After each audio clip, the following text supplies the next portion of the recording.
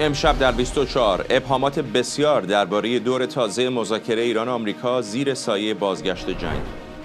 رئیس جمهوری آمریکا میگه محاصره دریایی ادامه پیدا میکنه و تمدید آتش بس بعیده. پزشکیان هم میگه مردم ایران زیر بار زور نمیرن. اختلافات عمیق جناح‌های سیاسی در ایران درباره مذاکره. رسانه نزدیک به سپاه میگه تهران در تئاتر آمریکا شرکت نمیکنه. قالیباف جبهه پایداری رو شبه نظامیان افراطی توصیف کرده. و دستگیری اعضای یک گروه تروریستی وابسته به جمهوری اسلامی در شارژه. امارات متحده میگه این افراد به دنبال انجام عملیات تروریستی بودند.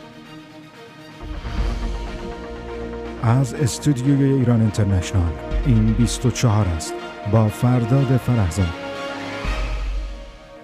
بینندگان ایران اینترنشنال در ایران و سراسر جهان سلام و وقت بخیر. در آستانه دور تازه مذاکرات ایران و آمریکا، دونالد ترامپ گفته در صورت پیشرفت گفتگوها آماده دیدار با مقامات ارشد جمهوری اسلامی هم هست.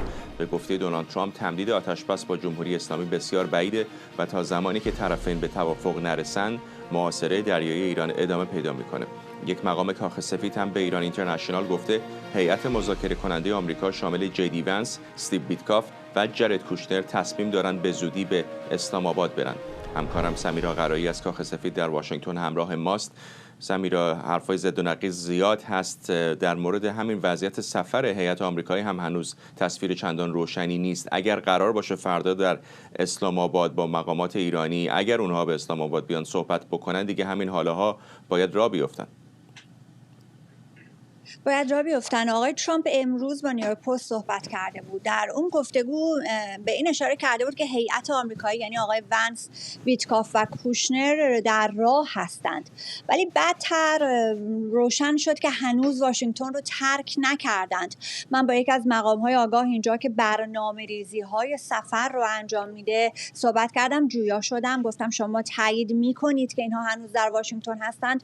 که پاسخشون این بود که در حال برنامه ریزی برای انجام این سفر هستند. پس به این معنا که این سفر انجام نشده و بعد از اون هم تقریبا میتونم بگم که 2 ساعت پیش بود که اصلا ما دیدیم که آقای ونس وارد کاخ سفید شد. به این معنا که اینجا هست. انتظار میره که فردا راه بیفتن، ولی واقعیت اینه که تاریخ یا ساعت دقیقی در رابطه با برخاستن ایرفورس 2 از اینجا ما نداریم، ولی میدونیم که ایالات متحده تصمیم داره که این سفر انجام بشه. آقای ترامپ همچنان به رغم تمامی تنش‌هایی که در این 48 ساعت مشخصا در رابطه با تنگه هرمز پیش آمده مایل هست که این سفر رو انجام بدن. در شبکه اجتماعی تروث سوشال هم امروز آقای ترامپ چندین بار راجع به ایران صحبت کرده و راجع به این که اتفاقی که داره میفته یا حداقل در 2-3 تا نوشته‌ای که منتشر کرده اینه که خیلی داره رسانه ها رو ملامت میکنه در ایالات متحده و روی کردشون به بحث جنگ و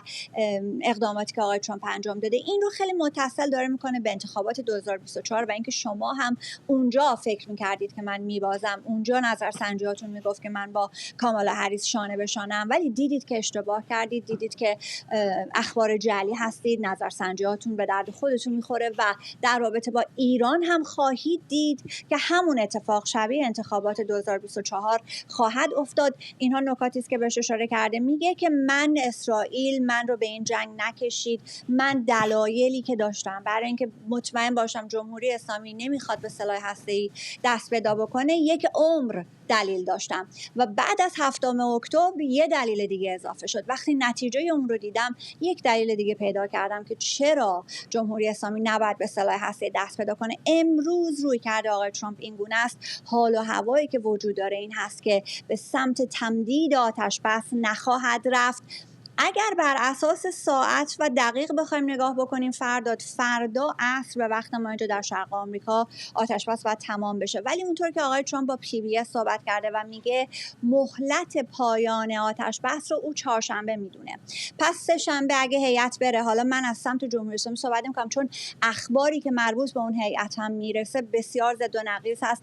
آشفتگی در اون اخبار الان امروز بیشتر از بحث هیئت آمریکایی بوده، اینکه شاید برن شاید نرن. نیویورک تایمز میگه حتما خواهند رفت. همین الان رویترز به نقل از مقام‌های پاکستانی گفته که میتونه ایرانی‌ها رو متقاعد بکنه، جواب مثبت داره میگیره و اونها هم خواهند آمد. اگر سه‌شنبه هیئت‌ها وارد بشن تقریباً یه 24 ساعت کمتر وقت خواهند داشت که ببینن تا پیش از پایان ضرب العجله آتش بس آیا میتونن چیزی رو نهایی بکنند یا نه. تصنیم ساعتی پیش نوشته که هم بحث محاصره دریایی است که اینها محاصره رو باید بردارند اگر میخوان که ما بیایم پای میز مذاکره، و خواسته های غیر منطقی دارند که اشارهشون به همون بحث‌های مربوط به قنی‌سوسی است. به رغم اختلافات عمیق اگر هیئت‌ها برند یه کمتر از 24 ساعتی وقت دارن که ببینیم تمدید میشه آتش بس یا نه. آقای ترامپ میگه که آتش بس رو تمدید نخواهد کرد. این رو دوباره امروز تاکید کرده و بعد از اون انتظار میره که شاید ما بخوایم وارد یک مجموعه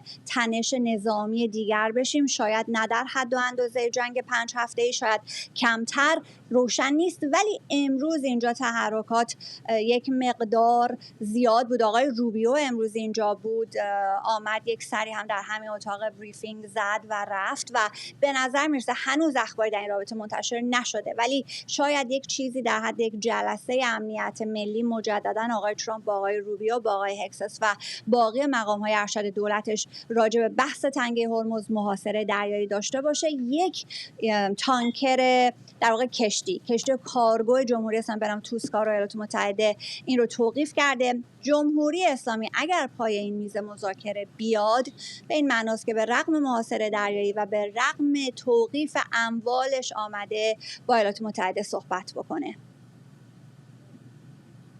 ممنونم از تو همکارم سمیرا قرایی از کاخ سفید در واشنگتن دی سی با ما. سمیرا اشاره کرد که هنوز جی دی ونس ظاهرا در واشنگتن است. الان کمی از 11:30 شب به وقت محلی در اسلام آباد گذشته، یعنی اگر همین الان هم راه بیفتن کمی قبل از 2 بعد از ظهر سه‌شنبه به وقت محلی به اسلام آباد خواهند رسید. بنابراین چند ساعتی بیشتر اگر قرار هست مذاکره روز سه‌شنبه صورت بگیره برای خروج هیئت‌های آمریکایی از واشنگتن فرصت باقی نمانده. در همین حال در اسرائیل همزمان با نزدیک شدن به مهلت آتش‌بس با ایران، بنیامین نتانیاهو تاکید کرده عملیات اسرائیل در ایران هنوز به پایان نرسیده. پرچم ما از اعماق نوار غزه تا قله کوه هرمون برافراشته شده و خلبانان ما کنترل آسمان‌های منطقه را در دست دارند. این اثباتی انکارناپذیر از برتری ما بر محور ایران است. ما هنوز مأموریت را به پایان نرسانده‌ایم، اما جهان همین حالا نیز عزم ما برای دفاع از خود را به رسمیت شناخته. نه تنها برای دفاع از خود، بلکه برای دفاع از بشریت در برابر تعصب وحشیانه. اسرائیل کوچک و دوست بزرگ ما ایالات متحده بار تمام تمدن غرب را بر دوش دارد. آرام حسامی، استاد علوم سیاسی کالج مونتگومری از مریلند به ما پیوسته. آقای حسامی، چند ساعتی بیشتر تا صبح سه‌شنبه در اسلام آباد باقی نموده. هنوز مشخص نیستش که هیئت آمریکایی یا هیئت ایرانی آیا به اونجا خواهند رفت یا نه. آیا به نظرتون تمام این تنش‌های دقیقه 90 لفاظی است برای امتیازگیری بیشتر یا احتمال رویارویی دوباره داره بالا میره؟ بله، خب اینم دیدید که در دنیایی که با یه توییت یا با یه پیام خبری یا با یه جمله دم هواپیما بازارهای دنیا زیر و رو میشن و تمام رسانه‌ها شروع میکنن توجهشون به یک منطقه یا یک عمل یا یه حرکت یا یک ساعت جلب میشه، این طبیعیه که این به اصطلاح گمانزنی‌ها وجود داره. ولی من دارم میبینم که توی صحبت ترامپ و حتی توییت امروزش هم که تسلیحات اتمی و سلاح اتمی مد نظرش هست که شاید همون نقطه‌ای باشه که در واقع میتونه مورد مذاکره قرار بگیره. من همونجور که شما اشاره کردید این رو اون لفاظی و به اصطلاح همون سیاست نیش و نوش میبینم، یعنی همون چماق و هویج میبینم که بالاخره هر دو طرف باز میذارن در رو که این صحبت انجام بشه. همینجور که میدونید ما فرض میگیریم که تمام افراد یعنی مذاکره کننده یا طرفین معامله روی عقلانیت کار میکنن، در واقع بعد از این جنگ 38 روز هم منافع خودشون و کشورشون رو در نظر دارن. ولی همیشه هم اینجور نیست. الان میبینید روایتی رو که نتانیاهو داره تعریف میکنه کاملا با یه روایت ترامپ و جمهوری اسلامی فرق میکنه. حرفهای محمد باقر قالیباف زد در یک پیامی که در رسانه‌های ایران هم پخش شد که به نظر می‌رسید با زبان بسیار محتاط و دیپلماتیک داره میگه که توان آمریکا و اسرائیل خیلی بیشتر از ماست. یه جورایی شاید شانس آوردیم بالاخره تا اینجا مقاومت کردیم. چقدر فکر میکنید که اتفاقا خود او هم احتمالاً در داخل الان موقعیت بسیار ضعیفی داره؟ الزاماً اینطوری نیستش که قبضه کرده باشه قدرت رو و اونطور که آقای ترامپ میگه مرد اصلی ایران باشه. جالبه دیگه. خب از همین مذاکرات معلوم میشه، اگه یادتون باشه قبلا خامنه‌ای هم یه عده رو میفرستاد جلو، از جمله کسایی که معتقد بود کارشون به جایی نمیرسه مثل ظریف یا روحانی یا عراقچی، اما باز مأمورای خودش رو میفرستاد که خبر مستقیم بهش بدن که در اتاق مذاکرات چی میگذره. اینی که یک خلایی ممکنه به وجود اومده باشه بعد از حمله ها و خب زخمی شدن مجتبی، شکی نیست که این خلا وجود داره، ولی من از یه منظر دیگه هم نگاه میکنم که خب رئیس قوه مقننه که سالهاست با سپاه کار کرده و اعتماد سپاه رو داره و الان بحث اینه که هم مذاکره کننده و هم تصمیم گیرنده سپاه است، چون جنگ این کار رو انجام میده، مخصوصا وقتی که رهبر مقام معظم رهبری دیگه وجود نداره. بنابراین این اسپیکولیشن ها، این گمانزنی هم درسته، ولی به هر حال اونی که مذاکره داره میکنه لابد یه اختیاراتی داره که داره مذاکره.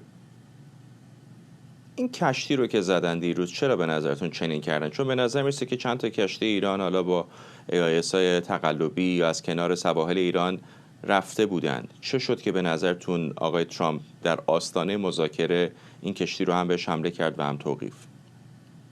بله، من فکر میکنم باز به همون نیش و نوش برمیگردم که همین که آتش بس ممکنه دیگه تمدید نشه، همین که شما ببینید ما فقط این نمادین نبود که گفتیم به اصطلاح بندرهای ایران محاصره میکنیم یا نمیذاریم کشتیاتون برن، چون همونجور که میدونید در بحبوحه جنگ هم چین داشت روزی 2.5 میلیون بشکه نفت از ایران میخرید. بنابراین این یه پیامی هم بود که حواستون باشه ما حواسمون هست و این اتفاقا توی مذاکره یا قبل از مذاکره یا دور هم جمع شدن هم میرسه. یعنی شما میخواید موقعیت خودتون رو نشون بدید و کیپبیلیتی، قدرت خودتون رو نشون بدید، توانایی خودتون رو نشون بدید. من فکر میکنم این صحبت هم که از ایران هست که ما آمریکا رو راست نیست و واقعا نمیخواد مذاکره کنن، اشاره به همین زدن این ناوگان است یا قبض کردن. ممنونم از شما.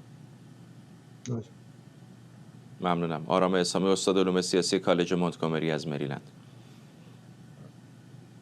در آمریکا رئیس جمهوری این کشور میگه دموکرات‌ها میخوان به موضع قدرتمند واشنگتن در قبال تهران آسیب بزنن، اما دولت آمریکا اجازه نمیده واشنگتن برای پذیرش توافقی که به اندازه کافی خوب نیست تحت فشار قرار بگیره. همزمان اما در کنگره تاد یانگ، سناتور جمهوری‌خواه، میگه زمان پایان دادن به جنگ با ایران فرا رسیده و گفته ادامه این جنگ به نفع منافع ملی آمریکا نیست و واشنگتن باید تمرکزش رو بر جلوگیری از گسترش بیشتر درگیری بذاره. مرزه حسینی خبرنگارمون از کنگره آمریکا با ماست. مرزه، می‌بینیم دیگه کم و بیش صداهای مخالف جنگ حتی در بین جمهوری خواهان هم در کنگره شنیده میشه. واقعیت اینی هست که فرداد زمان اینجا در کنگره آمریکا به شدت علیه ترامپ در حال حرکت هست. دقیقاً 6 ماه و 14 روز مونده تا زمان برگزاری انتخابات میان دوره آمریکا و به زبان ساده وقتی که این انتخابات برگزار بشه و دموکرات‌ها قدرت رو در کنگره به دست بگیرن که خواهند گرفت بنا به تحلیل‌ها، عملاً و به زبان ساده یعنی که فرمان این جنگ از کاخ سفید خارج میشه و میاد اینجا در کنگره آمریکا و در اون صورت شرایط چنانچه ترامپ میگه نه تنها برای جنگ که حتی برای هر گونه توافق هم علیه خواسته های ترامپ پیش خواهد رفت. نکته اصلی رو همین سناتور یانگ گفت. امروز خطاب به دموکرات ها هم گفت ببینید، گفت بخواهیم یا نخواهیم ما در آستانه یک وضعیتی هستیم که هیچ اسمی جز جنگ نمیشه بر آن گذاشت. گفت برنده این جنگ شاید ترامپ باشه اما بازنده این جنگ تمام آمریکاست. خطاب به دموکرات ها و گفت در شرایط فعلی از این جنگ نباید دولت آمریکا خارج بشه تا زمانی که پیروز بشه و پیروزی هم یک تعریف بسیار واضح و روشن داره: باز شدن تنگه هرمز و دومین خارج کردن اورانیوم های غنی شده از داخل ایران. و تا زمانی که این خواسته ها محقق نشن دولت ترامپ نباید از این جنگ خارج بشه. این صحبتی هست که این سناتور میکنه. نگاه دیگری هم که وجود داره که در توییت سناتور لینزی گراهم هم بهش اشاره شد، در خصوص جزیره خارک هست، در خصوص محاصره هست و چیزی که مطبوعات میگن این هست که جنگ همین لحظه هم در جریان هست. فرق نمیکنه جمهوری اسلامی بیاد سر میز مذاکره یا نیاد و این آتش بس تداوم پیدا بکنه یا نه. چیزی که الان در تنگه هرمز در جریان هست، یعنی محاصره‌ای که توسط آمریکا ایجاد شده، اینجا جایی هست که کمر جمهوری اسلامی رو خواهد شکست. این تحلیلی هست که در دو تا تحلیل در رسانه اورشلیم پست و فاکس نیوز من می‌بینم که در واقع تحلیلگران این رسانه بر این باور هستن چیزی که کمونیسم رو شکست داد جنگ نبود، بحران اقتصادی بود. نقل قول کردن از ریگان و میگن خطاب به ریگان گفتن در اون بازه زمانی برنامه‌ات برای کمونیسم چیه؟ گفت ورشکست کردن و همین هم شد. ایدئولوژی کمونیسم با 1 میلیارد جمعیت در سراسر جهان شکست نظامی نخورد، ورشکست شد و میگن این راه خروج از این بحران هست، ورشکست کردن جمهوری اسلامی و محاصره‌ای که الان در جریان هست بسیار مشابه جام زهری که در سال دهه 60 خورد، نوشیده شد توسط خمینی. مطبوعات آمریکا میگن در بازه زمانی هم فعلی جام دوم زهر هم در صورتی نوشیده میشه که این محاصره به قدری ادامه پیدا بکنه که در واقع به گفته ترامپ و به گفته مطبوعات خود جمهوری اسلامی روزانه 500 میلیون دلار به اقتصاد جمهوری اسلامی انقدر ضرر وارد بشه تا اونها توان ادامه این جنگ رو نداشته باشن. ممنونم از تو مرضی حسینی، خبرنگارمون از کنگره آمریکا. جالب به بحث اقتصادی اشاره کردی. آقای ترامپ هم حدوداً 20 دقیقه نیم ساعت پیش پستی در شبکه اجتماعیش موسوم به تروت سوشال منتشر کرده و گفته که داریم پیروز میشیم برخلاف آنچه که رسانه‌های آمریکایی میگن و در بخشش گفته که جمهوری اسلامی روزانه 500 میلیون دلار داره از دست میده، رقمی ناپایدار حتی در کوتاه مدت. اشارهش طبیعتاً به محاصره دریایی خلیج فارس است. همزمان با گمانه‌ها درباره دور دوم مذاکرات تهران و واشنگتن در اسلام آباد، گزارش‌های رسیده به ایران اینترنشنال میگه محمد باقر قالیباف در جلسه به شدت از مخالفان توافق و برخی فعالان همسو با جبهه پایداری انتقاد کرده. بر اساس این گزارش قالیباف چهره‌ای مثل سعید جلیلی و امیرحسین ثابتی رو شبه نظامیان افراطی خونده که با تحریک حامیان اصولگرا مخالفت با مذاکره رو تشدید می‌کنند. قالیباف همینطور نسبت به احتمال حذفش از ریاست مجلس و کنار گذاشته شدن عباس عراقچی از وزارت خارجه ابراز نگرانی کرده. در همین حال بیش از 40 نماینده مجلس همسو با جبهه پایداری با ادامه مذاکره با آمریکا مخالفت کردند. این نمایندگان گفتند بدون آزادسازی اموال بلوکه شده انجام مذاکره اشتباه و غیر قابل قبوله و باید درباره روند گفتگوها هم شفاف سازی بشه. مصطفی دانشگر، تحلیلگر سیاسی از دیترویت، به ما پیوسته. آقای دانشگر، زمانی که علی خامنه‌ای زنده بود با هر کم و کیفی بالاخره یک حرف نهایی در جمهوری اسلامی وجود داشت. فرزند او مجتبی خامنه‌ای الان وضعیت نامشخصی داره، نمیدونیم زنده هست حتی یا نه و به نظر میرسه که خود آقای قالیباف هم هنوز نتونسته قدرت رو به طور کامل یک پارچه در دست بگیره. برای همین هست به نظر که اختلافات این چنین به وجود آمده. اینطور نیست؟ عرض ادب و احترام دارم خدمت شما جناب فرهزاد و بینندگان و شنوندگان ایران اینترنشنال. مسئله این است که الان بعد از غیبت علی خامنه‌ای عمود خیمه نظام و رشته‌ای که نخ تسبیح بود و پیوند میداد این دانه ها رو، مجمع الجزایر پراکنده قدرت در جمهوری اسلامی رو، بعد از غیبت او که نقش فصل الخطاب و فیصله بخش داشت در بحران‌های این چنینی، به خصوص در چرخش‌های این چنینی، آنچه آقای ترامپ الان انتظار داره از جمهوری اسلامی و همچنین اسرائیل فقط و فقط امضای تسلیم نامه است. چیزی کمتر از این رو نمیپذیرند. امضای تسلیم نامه یعنی یک چرخش 180 درجه‌ای نسبت به آنچه جمهوری اسلامی بود، استحاله جمهوری اسلامی از درون، و این جزء با وجود و حضور کسی که کلام او فصل الخطاب باشه، فیصله بخش باشه و بتواند این دستور رو، این فرمان رو و این مشروعیت رو، لجیتیمیسی رو بده به این تصمیم. این تصمیم کمی نیست، یعنی عدول جمهوری اسلامی از آنچه موجودیت دیگر ستیز جمهوری اسلامی رو تعریف می‌کرده. اساسا ممکن نیست بدون حضور ولی فقیه که این جواز رو بده دیگران بتوانند کسی مثل قالیباف در قد و قواره او از پس این بر بیاد، مگر اینکه یک خونریزی بزرگی اتفاق بیفته، یک کودتای به معنای کلمه اتفاق بیفته. آنچه ما داریم می‌بینیم در این مجمع الجزایر پراکنده، چه در بلوک نظامی چه در بلوک سیاسی، حکایت از این داره که به خصوص انعکاسش در صدا و سیما حکایت از این داره که بخشی از نظام کاملا مخالف رویه‌ای هستند که کسی مثل قالیباف در پیش گرفته. اما از طرف دیگه چیزی که به قالیباف فضا داده و این امکان رو داده اراده آقای ترامپ و ترجیحی که او داره که وضعیتی مشابه ونزوئلا رو پیش ببره و یک مرد قدرتمندی در تهران پیدا بشه و تسلیم نامه رو با هزینه کمتر اعمال بکنه، هرچند ابایی از پرداخت هزینه بیشتر برای وادار کردن جمهوری اسلامی به تسلیم نداره. اون ظرفیت رو آیا هم در خود قالیباف هم در فضای سیاسی جمهوری اسلامی می‌بینید که دست به چنین مانوری بزنن؟ فعلا نشانه‌ای مبنی بر این که قالیباف بتواند صرفاً با اتکا به فضاسازی سیاسی چنین کاری بکنه وجود نداره. وقتی شما کسی مثل محمد باقر ذوالقدر رو در شورای عالی امنیت ملی، کسانی مثل احمد وحیدی و سید مجید موسوی و عبداللهی فرمانده قرارگاه خاتم توانستند بنشانند یا به تعبیر بهتر حکم کنند و در شرایطی که جلیلی و جبلی در صدا و سیما هستند، در شرایطی که جبهه پایداری و صادق محسودی شریان‌های مالیشون قطع نشده، میتونن پروپاگاندا بسازن، میتونن تهییج کنن، میتونن حتی آقای قالیباف رو در شرایطی مثل یک بازجویی جلوی دوربین بنشانن. این ویدیویی که از او منتشر شد رو اگر ببینیم، شرایط کاملا بازجویی او رو استنتاق میکنه و با مجری برنامه اون کسی که داره پرسش میکنه و حتی توهین میکنه، او رو متهم میکنه به دروغگویی. تا وقتی شما اینقدر وزنه پایداری میخواید اسمش رو بگذارید، آخرالزمانی ها اسمش رو بگذارید، هسته سخت و ایدئولوژیک جمهوری اسمش رو بگذارید، تا وقتی اینا این چنین دست بالایی دارن، به نظر نمیسه با این چنین مانورهای سیاسی که آقای قالیباف داره انجام میده و جز با مشت آهنین، یعنی برکنار کردن و قلع و قمع این جریان، امیرحسین ثابتی و سعید جلیلی و صادق محسودی و باقر ذوالقدر و احمد وحیدی، یعنی یک لایه برداری لازمه. به نظر من از عهده محمد باقر قالیباف ساخته نیست. یک دور برخورد از آمریکا چطور؟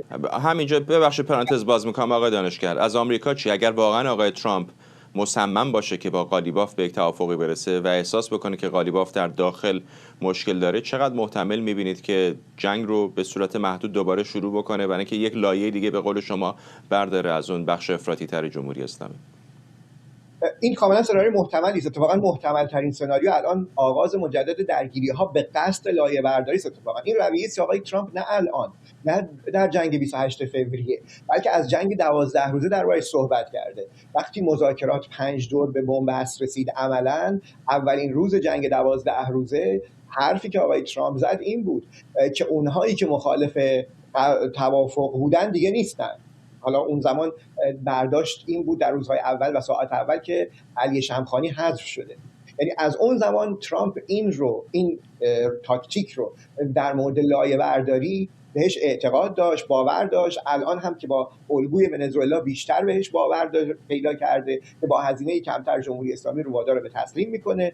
و بله، به نظر میرسه محتمل ترین سناریو الان همین باشه که یک درگیری محدودی آغاز بشه و یک لایه برداری، به خصوص با توجه به اینکه به خاطر مسئله مذاکرات بخشی آمدن روی رادار، حتی ممکنه مثلا هدف قرار دادن زیرساخت سیاسی نیروهای پایداری. یعنی مثلا این مجلسی با این ترکیب یک دفعه شما ببینید که بسیاری از این اعضای مثل نیکزاد، مثل خضریان، مثل امیرحسین ثابتی اینا دیگه نباشن، یک لایه برداری اینطوری انجام بشه، جلیلی و جبلی نباشه، یا صدا و سیما اساساً یا امکانات ارتباطی این جریان با بدنه ارزشی و حزب اللهی که آدم میارن تو خیابون در میدونها قطع بشه، این لوجستیک مختل بشه مجددا در دور درگیری و اینجوری دست امثال قالیباف باز بشه. به نظرم همچنان ترجیح آقای ترامپ اینه، اما ترجیح نتانیاهو من بعید میدونم این باشه و اونجا جنبندی دیگری وجود داره فکر کنم در اسرائیل،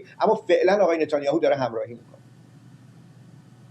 چرا آقای ترامپ باید اگر واقعا به اونجا برسه با یک شکست بندی توافق بکنه؟ چرا باید اینقدر تلاش بکنه که با قالیباف به یک نتیجه برسه؟ چون اول بالاخره حرف از تغییر رژیم بود. نیروهای مخالف حکومت در داخل ایران خب زیاد هستن، یک پتانسیلی وجود داره. خود آقای ترامپ در ابتدای جنگ به معترضان گفته بود در خانه بمانید، به موقعش که شد میتونید بیاید بیرون و نهاداتون رو بگیرید. میدونیم بالاخره این پتانسیل، فارغ از اینکه در مورد جمهوری اسلامی یه نفر چه فکر بکنه، این پتانسیل به شکل بسیار قوی در داخل ایران برای سرنگونی وجود داره. چرا آقای ترامپ به نظرتون یک بار اون کارت آخر رو نمیکنه که یک تغییر ماهوی معناداری در ایران صورت بگیره که دیگه دوباره 4 سال دیگه، 5 سال دیگه، 10 سال دیگه نگران یک بحران دیگه نباشه؟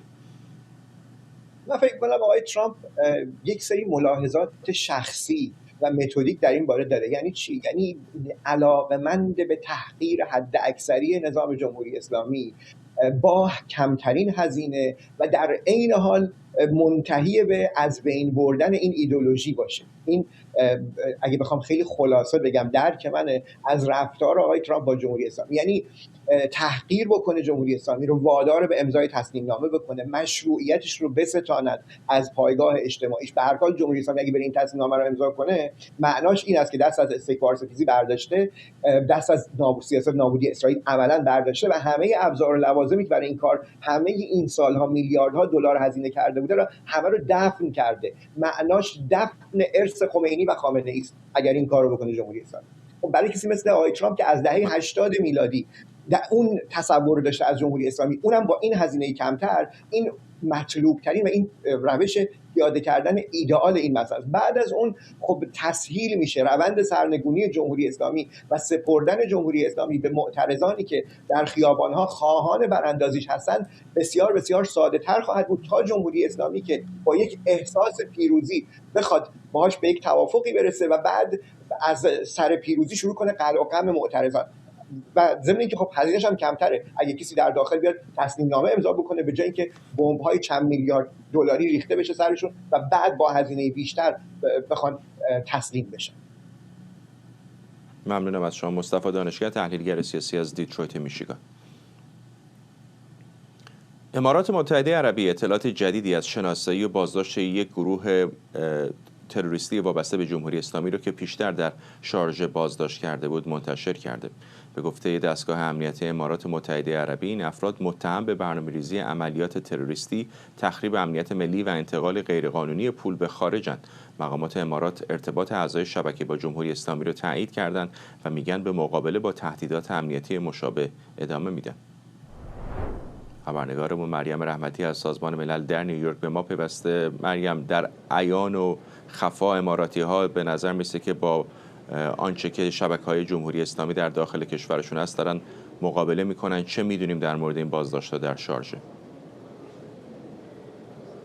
هم دارن با این گروه‌های تروریستی فرداد مقابله میکنن که دارن کارهای جمهوری اسلامی رو در داخل امارات انجام میدن و هم تا همین 2 هفته پیش داشتن با موشک‌ها و پهپادهای جمهوری اسلامی مبارزه میکردن. اگه یادت باشه اواخر ماه گذشته بود که امارات از کشف یک شبکه مرتبط با ایران و همچنین حزب الله خبر داد مربوط به جمهوری اسلامی، شبکه‌ای که به گفته مقامات این کشور در پولشویی، تامین مالی تروریسم و همچنین فعالیت‌های پوششی نقش داشتن. حالا 1 ماه از اون زمان گذشته و جزئیات جدیدی از همون پرونده منتشر شده. دستگاه امنیت دولتی امارات میگه که اعضای این شبکه فقط در حوزه مالی فعال نبودن، حتی در حال جذب نیرو بودن، داشتن سازماندهی میکردن، فعالیت‌ها و تلاش‌هایی رو داشتن انجام میدادن برای که بتونن دسترسی پیدا بکنن به مراکز حساس این کشور.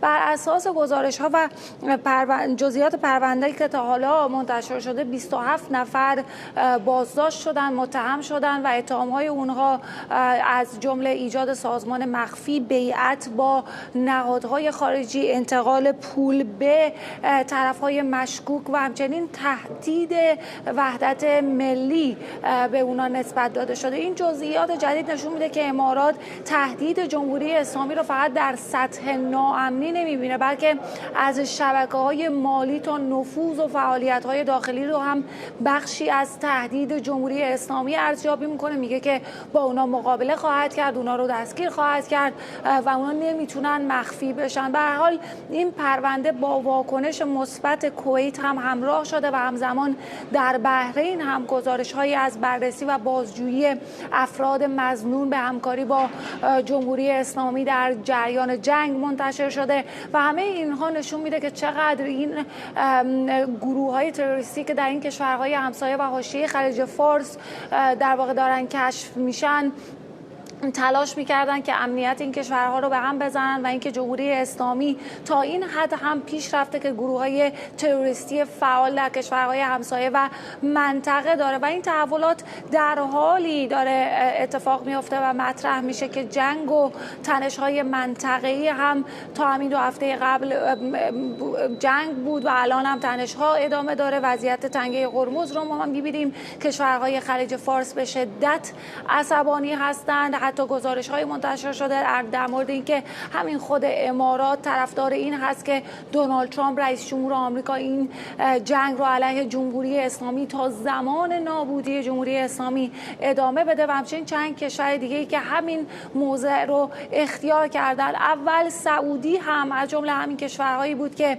در واقع دونالد ترامپ رو خود محمد بن سلمان تشویق می‌کرد که جنگ و حملات رو بر علیه جمهوری اسلامی ادامه بده تا زمان نابودی رژیم جمهوری اسلامی به گفته اونها. ولی الان موضع عربستان امکان داره یکم فرق کرده باشه اونطور که گزارش شده، ولی خیلی از کشورهای منطقه طرفدار این موضوع هستن، چرا که میدونن که جمهوری اسلامی فقط تهدید پهپادی و موشکی نیست، همین گروه‌های تروریستی، همین فعالیت‌های تروریستی هم میتونه امنیت این کشورها رو به خطر بندازه و این کشورها دارن تلاش میکنن که با این تهدیدهای جمهوری اسلامی هم مبارزه بکنن و به همین دلیل هست که ما می‌بینیم هر روز جزئیات تازه‌ای از کشورهای مختلف خلیج فارس منتشر میشه در مورد اینکه چطور این فعالیت‌های فرامرزی تروریستی جمهوری اسلامی به کشورهای اونها هم سرایت کرده. فرداد.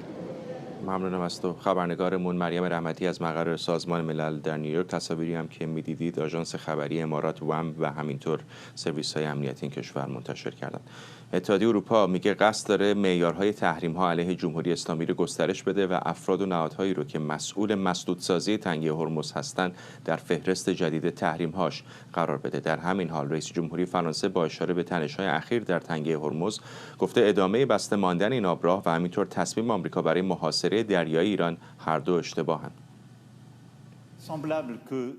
به احتمال زیاد بعد از تصمیم آمریکا برای ادامه یک محاصره هدفمند در تنگه هرمز، به ویژه در مورد هر چیزی که به ایران مربوط میشد، مقامات ایرانی موضع اولیه‌شون رو تغییر دادن. به نظر من این یک اشتباه از هر دو طرفه. بعد از اون هشدارها و شلیک‌های اخطاری انجام شد که باعث شد خدمه کشتی‌ها عقب نشینی کنند و این کار درستی بود. همه اینها نباید ما رو به سمت تشدید تنش ببره، بلکه باید ما رو به سمت تقویت اون چیزی که روز جمعه به دست آمده بود هدایت کنه. بازگشایی بدون قید و شرط، بدون انتخاب و بدون عوارض تنگه هرمز. بنابراین باید به آرام کردن فضا ادامه بدیم و به سمت بازگشایی این مسیر حرکت کنیم. بنابراین ما بر این موضع میمانیم که مسائل باید از راه دیپلماسی حل بشه. همه باید آرامش رو حفظ کنند. به تصمیمات روز جمعه بازگردیم. آتش بس را از جمله در لبنان تا حد ممکن حفظ کنیم و از طریق مذاکره درباره مسائل هسته‌ای، موشکی، تنگه هرمز و سایر موضوعات به یک راه حل صلح پایدار برسیم.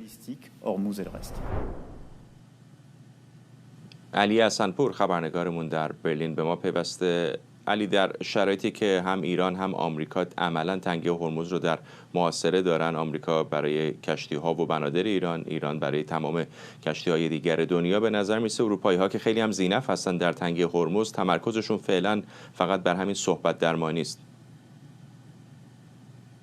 دقیقاً همینطوره فرداد. خب اتحادیه اروپا معمولاً نسبت به کشورهای دیگه محتاط‌تر عمل میکنه در پی ادامه جنگ ایران و حالا بسته شدن تنگه هرمز هم در حال بررسی گسترش دامنه تحریم‌های خودش علیه جمهوری اسلامی هست. بر اساس گزارش‌ها و به گفته 2 دیپلمات اروپایی، این اتحادیه حالا قصد داره معیارهای تحریمی رو به گونه‌ای تغییر بده که تمامی اشخاص و نهادهایی رو که در مسدود کردن این گذرگاه حیاتی نقش دارن شامل بشه. میدونیم تنگه هرمز یکی از مهمترین مسیرهای انتقال انرژی در جهان به شمار میره که خب در پی حملات ایالات متحده و اسرائیل به جمهوری اسلامی عملاً بسته شده و نزدیک به 2 ماه هستش که انتقال حدود 1/5 نفت و گاز طبیعی جهان به شدت محدود شده.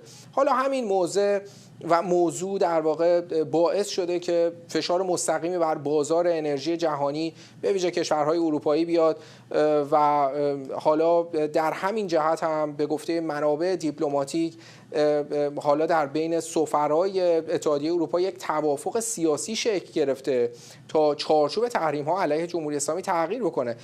در واقع این تغییر به زبان ساده تر بهش اشاره بکنیم به اتحادیه اروپا اجازه میده که افرادی رو که مسئول مختل کردن آزادی کشتیرانی در این مسیر هستن در فهرست سیاه قرار بده.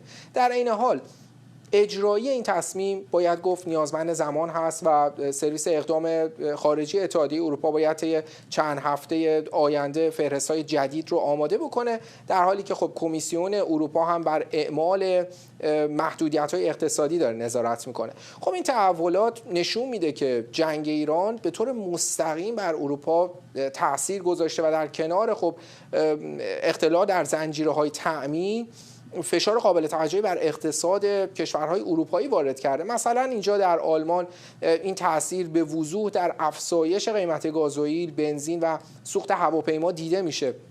با این حال دولت آلمان تاکید میکنه که خب در شرایط فعلی کمبودی در تامین سوخت وجود نداره. یا صدر اعظم آلمان هم اعلام کرد که وضعیت بازار درسته که پرتنشه، اما خب تامین انرژی در کشور همچنان تضمین شده هست. اما خب در عین حال او تصریح میکنه که در صورت تشدید شرایط، مثلا اگه جنگ ادامه پیدا بکنه، دولت برای اقدامات بیشتر آماده هست و امنیت انرژی اون موقع در اولویت قرار میگیره. تو همین راستا هم موضوع در سطح نهادهای مختلفی داره بررسی میشه. مثلا کارگروه‌های امنیت انرژی در حال بررسی سناریوهای مختلف هستند و قرار هستش که حتی شورای امنیت ملی هم به زودی به این بحران بپیونده.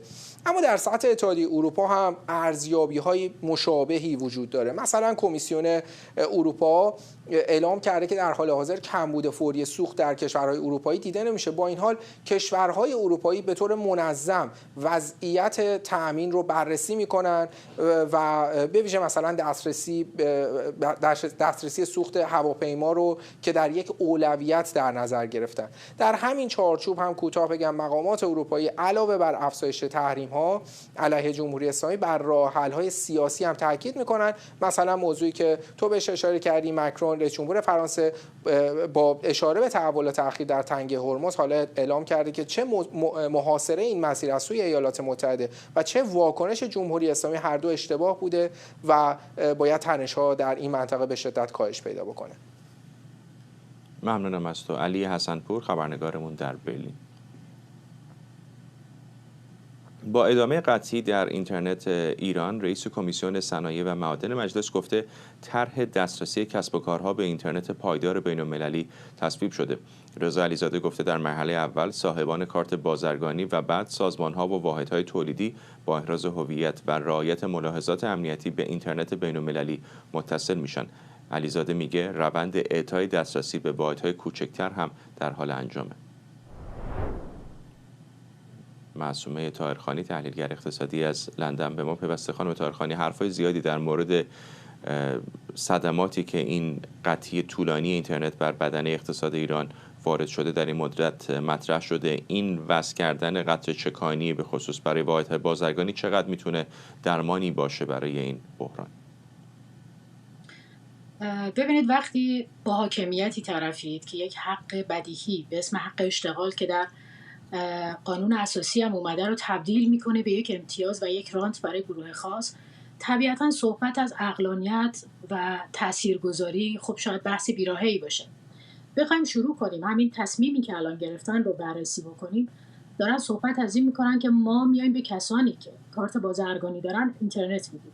خب تو همون اعضای اتاق بازرگانی که تقریبا 500,000 نفر هستن هم کمتر از نیمیشون دسترسی به کارت بازرگانی دارن، چون اساسا خیلیشون اصلا تجارت خارجی ندارن که نیاز به کارت بازرگانی داشته باشن. پس همین موضوع ابتدا به ساکن خودش یک تبعیض خیلی زیاد و یک عدم رقابتی رو ایجاد میکنه و اون عدم النفع و ضرری که به بیزینس ها میزنه به این راحتی قابل جبران نیست. و همین الان بر اساس آمار رسمی که خود دولت داره میگه، صحبت از بیکار شدن 2 میلیون نفر میکنه. 2 میلیون نفری که تازه اینا کسایی هستن که پوشش های بیمه و درمان دارن. بخش زیادی از اون 25 میلیون نفر شاغلی که در ایران وجود دارن، حدوداً 10 میلیون نفرشون اصلا دسترسی به هیچ گونه سیستم حمایتی ندارن که بزرگترین ضربه رو هم اونا میخورن. ما باید این سوال رو در واقع بپرسیم از حاکمیت: شما که میایید به بهانه امنیت حق دسترسی مردم به برابری دسترسی به اطلاعات و حق اشتغال رو میگیرید، چطور میخوای این رو جبران خسارت بکنید؟ شمایی که همین الان کسری بودجه 600,000 میلیارد تومانی از سال قبل به ارث بردید، برای امسال هم با توجه به هزینه‌های جنگ و با توجه به مشکلاتی که برای فروش نفت و همینطور زیرساخت‌های فولاد و پتروشیمی داری، درآمدی نداری. خب پس طبیعتاً نمیتونید علاجی برای این بخش اشتغال داشته باشید. پس اون بهانه امنیت رو بذار کنار و حداقل دسترسی به مشاغل خرد یا بخش خدمات که نصف GDP تو رو میسازن رو ایجاد کن، که در مجموع خروجی همه اینا یک جا خودش رو نشون میده در اقتصاد ایران و اون فقری که متاسفانه همین الانی که ما داریم صحبت میکنیم، درآمد متوسط یک ایرانی بر اساس آمار خود وزارت کار $5 در روزه، که از استانداردی که بانک جهانی میگه صحبت از حداقل $7 در روز میکنه برای یک کشور که با حداقل رفاه. شما ببینید یک اختلاف تقریبا 70-80% ما داریم. پس همین الان این موضوع باعث میشه که جمعیت ایران فقیرتر بشه، چون حداقل روزنی که داشت بیاد از مسیر در واقع اینترنت یا حداقل درآمدی برای خودش ایجاد بکنه، این امیدم کاملا از بین رفته و سونامی بیکاری مطمئن باشید در ادامه حتما به وجود میاد. چقدر بعضی از کارهای مرتبط یا خیلی متصل به اینترنت ممکنه اصلا برای همیشه از بین برن؟ چون حدس میزنم اگر کسی کسب و کاری داره که به شدت وابسته به اینترنت هست و برای 1 ماه، بیشتر از 1 ماه، نزدیک 2 ماه اینترنتش رو میبینه که قطع هست و خب این بی‌ثباتی ممکنه دوباره هم تکرار بشه، احتمالاً سعی میکنه وارد بازار دیگری بشه که خیلی به اینترنت ارتباط نداشته باشه. چقدر این میتونه در طولانی مدت اصلا کسب و کارهای مرتبط با اینترنت رو از ریشه خشک بکنه؟ سوال خیلی خوبی رو پرسیدین. طبق برآوردی هم که هست اعلام شده بود که کسب و کارهایی که در بخش اقتصاد دیجیتال هستن میانگین تاباوریشون 20 روزه. خب الان که 50 روز رو هم ما رد کردیم، داریم نزدیک 2 ماه میشیم. پس همین الان اون قسمت بیزینس های خردی که در بخش خدمات کار میکنن، عمدتاً هم فروش هایی که آنلاین کسب و کارهای خرد بودن، اونها شاید برای همیشه از بازار خارج بشن، چرا که اینها نه سرمایه در گردشی دارن و نه به اون شکل اعتباری دارن که بتونن از سیستم بانکی مثلا تسهیلاتی رو بگیرن که بتونن خودشون رو سر پا نگه دارن. طبیعتا بخش زیادی از اونها از بین خواهند رفت، چه بسا برای همیشه. میمونه لایه میانی و بالاتر که عمدتا اینا یا بیزینس هایی هستن که سهامدارانی با بدنه قوی دولتی دارن یا بدنه های عمومی یا وابسته به حاکمیت، که اینها به حکم این که اصولاً خود اون بیزینس ها خیلی دنبال سود و درآمد نیستن، چندان هم براشون مهم نیست، نهایتاً میان یه سری فعالیتاشون رو محدود میکنن. جنبندی اینه که با این وضعیتی که الان به وجود اومده، بسیاری از بیزینس ها، بسیاری از کسب و کارها هیچ وقت دیگه نمیتونن به بازار برگردن و اون عدم النفعی که اقتصاد ایران از این موضوع میبینه، با توجه به سهم 7% که اقتصاد دیجیتال از GDP ما داره، تا همین الانش که 2 ماه گذشته 1.5% از بین رفته و مطمئن باشین این به این راحتی هم جاش پر نمیشه، چون اون کسی که باید به اسم دولت اون نهاد بالاسریه بیاد برای موضوع فکر کنه، خودش الان عامل و ایجاد کننده این بحرانه. ممنونم از شما. معصومه طاهرخانی، تحلیلگر اقتصادی از لندن با ما.